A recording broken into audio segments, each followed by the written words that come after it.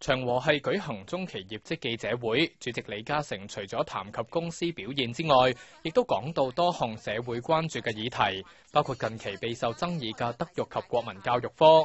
李嘉誠話：佢每個星期都會親自教幾個孫要愛國愛港。我好認真，愛國愛港。我甚至現在嘅孫，我都固定一個禮拜有一個時間，我自己編講義而教佢。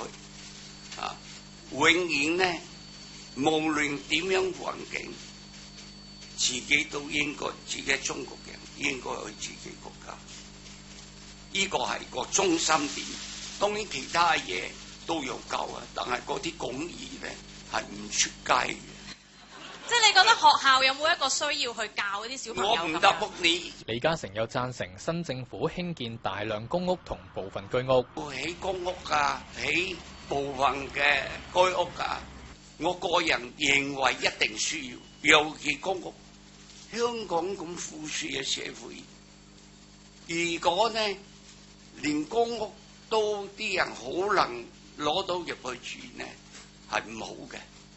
居屋呢，你有啲中產嘅亦都需要，但係呢有冇同嗰個地產嘅政策有衝突呢？就呢啲要佢自己政府要自己計嗰條數啦。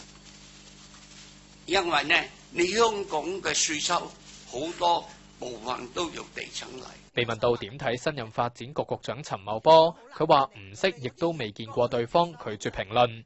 佢又話香港係法治地方，希望基本法繼續喺香港落實。